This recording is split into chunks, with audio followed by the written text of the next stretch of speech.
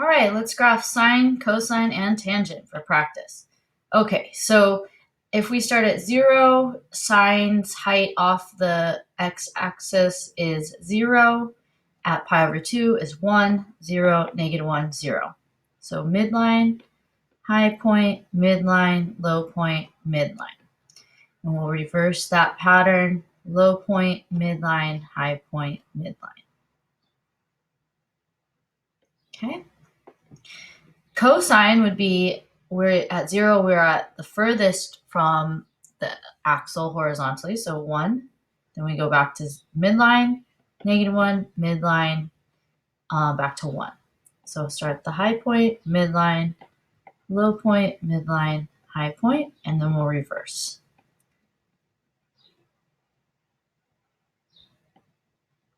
Okay. Tangent, remember, has an asymptote, so it's undefined at negative pi halves and undefined at pi halves. At 0, we have a slope of 0, so 0.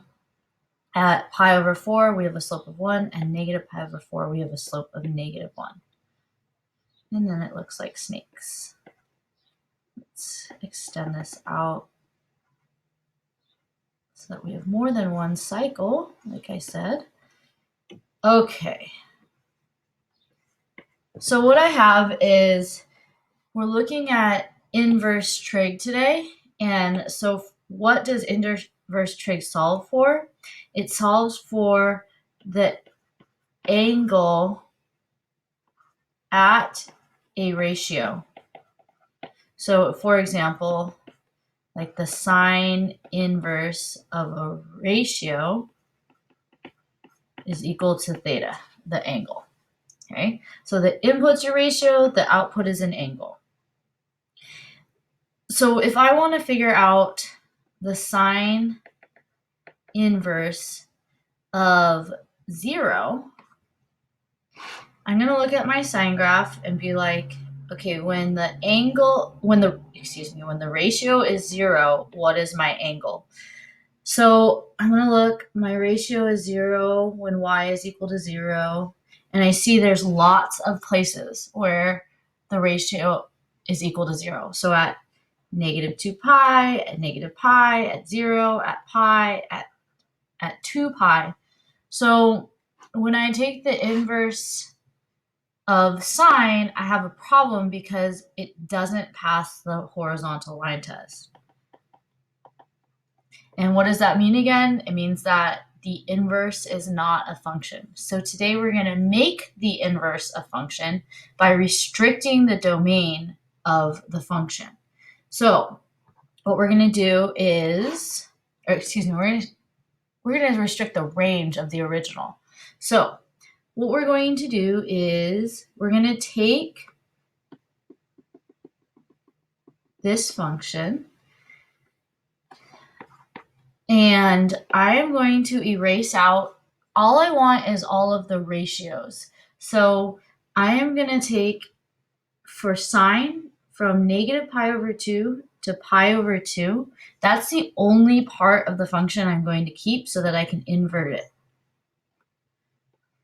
So when I inverse this, now is this a one-to-one function? It would be if I erased better, okay? It's not a one-to-one function. Yes, it is. It passes the horizontal line test. For cosine, we're going to take out everything except for 0 to pi. And for tangent, we're going to take this main branch right here from negative pi over 2 to pi over 2. Everything else is going to get erased. So here we go. The domain of sine would be the range of, the domain of inverse sine is the range of sine. So -1 to 1. The range would be negative pi over 2 to pi over 2. So that is quadrants 1 and 2, negative pi over 2 to pi over 2. And so that's quadrants 1 and 4. Sorry, 1 and 4. I don't know why I wrote that weird. 1 and 4. Okay. For cosine, The domain is also going to be -1 to 1, but the range is going to be from 0 to pi. So that's from here to here, 0 to pi. So quadrants 1 and 2.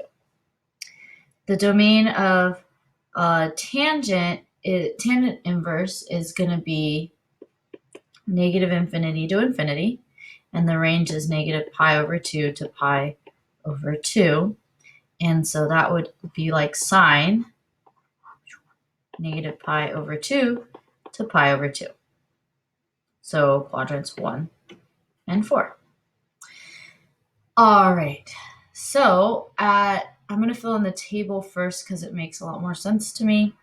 At -pi/2, I see it, we have an inverse ratio of -1. Okay.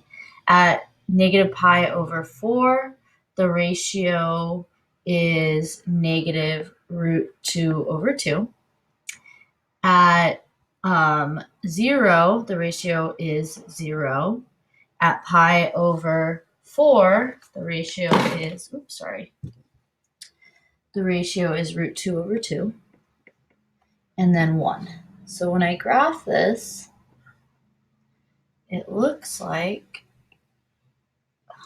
make graphs.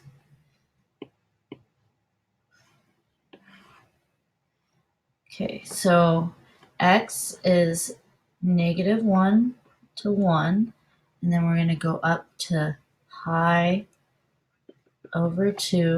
and -pi/2.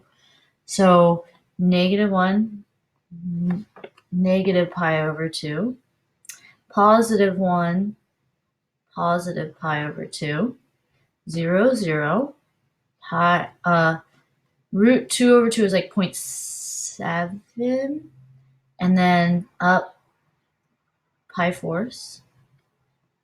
So it looks like this. Okay, so this is sine inverse of x. All right, so for cosine, we're going to have 0 is 1, so 1 comma 0, and then pi/4 is √2/2, and then pi/2 is 0, √2/2, and -√2/2, and then pi is -1. So we look like this. Same idea, but okay, so let's start that over. We're going to go 1 comma 0. You know what, let's give us some 1, -1. And we're going to go up to pi. That would be pi/2 and pi/4. Okay, so we get 1, 0, 0, pi/2, -1 pi, and then √2/2, comma, pi/4, and then 3 pi/4. So it looks like this. Okay, so just one little branch of our overall cosine graph. See, so that's this branch here, right there, graphed as its inverse. Okay, tangent is, whoa. Okay, tangent is -pi/2, comma, undefined, -pi/4, -1, 0, 0, and then 1, and then undefined. So this one is cool. All right, at pi/2, -pi/2, we get asymptotes because it's undefined. So, and then when at 0, 0, we have a point. At -1, we're at -pi/4, and at +1, we're at +pi/4. And then we know that the branch keeps going on and on and on and on and on because it's just a rotation of the tangent graph. So that would be this part graphed sideways, basically. Okay, so we're going to try these. So the arc sine of -1/2. So remember, this is your ratio, and you are solving for an angle. Okay, so what angle would give us a ratio of 1/2? So I can draw this -1/2 for the vertical. So my angle theta would equal -30 degrees, or -pi/6. All right. The next one, again, ratio. So when is sine positive √3/2, and that is when theta is equal to pi/3. All right. When is sine, the sine ratio 2? This is never, so undefined. Remember, sine, what is the domain? And that would be -1 to 1. The ratios can only range from -1 to 1. All right, cosine √2/2. So positive √2/2. And that was when your angle is pi/4. Oh, something I forgot to mention is when we do these, we're talking about the principal quadrants for cosine were the top two. For sine, it's 1 and 4. So the angle, while we have two ratios, that would be -1/2, like there's another one over here. We're talking about the angle from the principal quadrants, which for sine is 1 and 4. Again, 1 and 4. Cosine is 1 and 2. Okay? So cosine of -1 would be over here, right? -1. So that was when theta is equal to pi. And that's why we use the principal quadrants. We use -pi/6 is because the range is from -pi/2 to pi/2. So the angle needs to fit within that range or that interval. All right, so when is arctan equal to 0? So tangent is equal to 0. And principal quadrants are 1 and 4. So that would be when theta is equal to 0. Tangent is -1, so we know that's at 40, like some kind of 45 degree. Again, principal quadrants, 1 and 4. So this angle right here would be theta is equal to negative, because the domain is from -pi/2 to pi/2. So -pi/2 to pi/2, so -pi/4. Okay. All right, so we're going to evaluate these. Remember composition of functions, so f of g of x.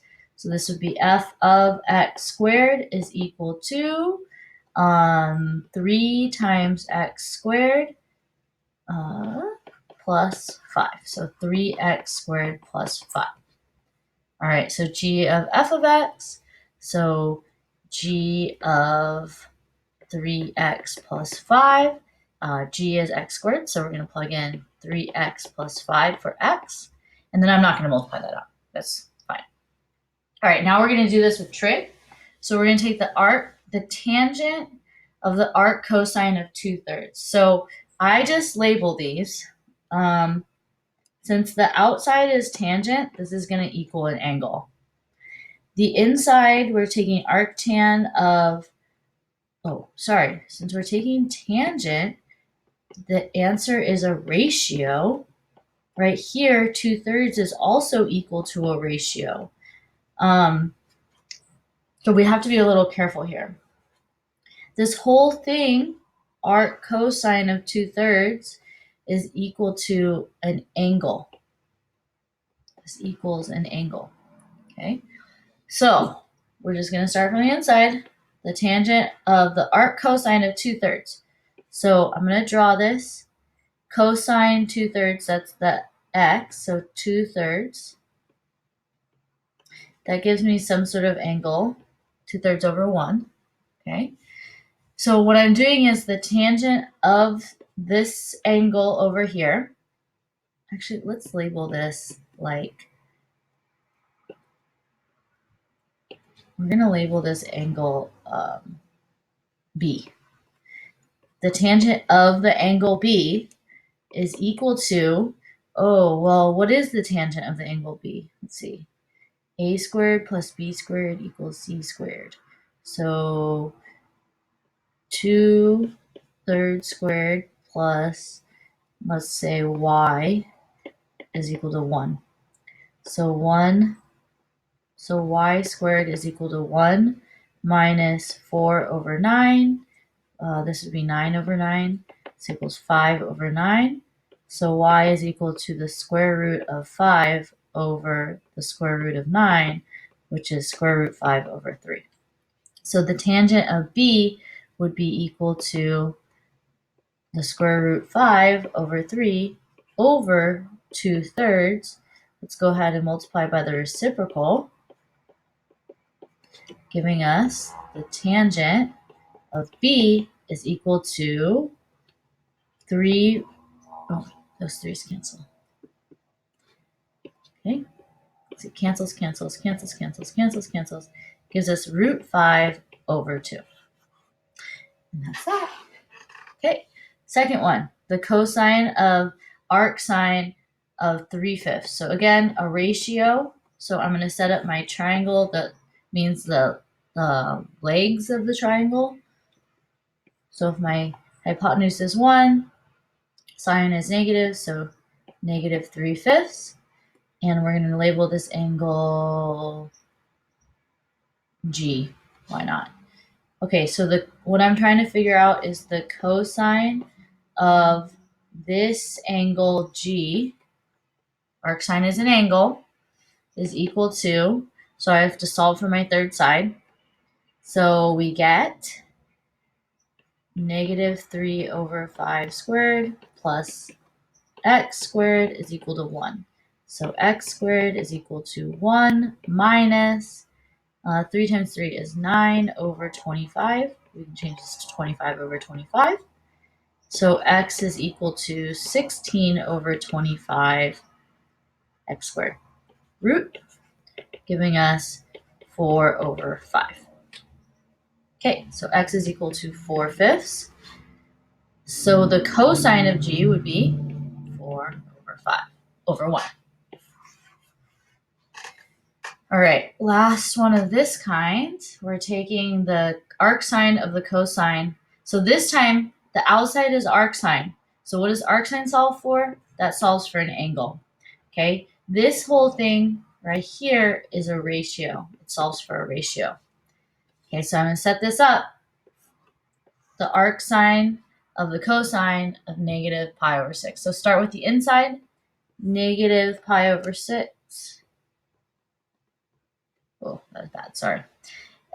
So pi over 6, our legs are negative 1/2 and root 3 over 2. Okay, so what is the cosine of negative pi over 6? So that would be root 3 over 2. So I have now the arc sine is the outside of the inside part, root 3 over 2 is equal to theta. So now I need to figure out what angle has a sine ratio of root 3 over 2. So second triangle. So I'm just going to draw, I'm looking for this angle theta. My sine ratio is positive root 3 over 2. So I know that this angle would be pi over 3 to give me a ratio of root 3 over 2. So theta is equal to pi over 3. Okay, last example. I know this video is long. So so we're going to do the same thing. The sine of arc sine of 3x, but this time there's like a variable. So arc cosine of 3x this part is 3x, a ratio or an angle. And 3x in this case is a ratio. We're solving for an angle. Overall, the sine of this angle is going to give me a ratio. Okay, so we're going to start with, if I make this angle, let's call this angle, let's call it something other than theta because I think it's less confusing. A. So angle A. So the cosine of A is 3x over 1. So what I need to figure out is what is the sine of A, basically. And so sine of A would be opposite over hypotenuse. So I need to solve for my third side. So I get 1 squared is equal to y squared plus 3x squared. So 1 minus 9x squared is equal to y squared, square root. So y is equal to 1 minus 9x, the square root of 1 minus 9x squared. So the sine of A would be the opposite, the square root of 1 minus 9x squared, all over 1, which is just 9, the square root of 1 minus 9x squared. And that is that today.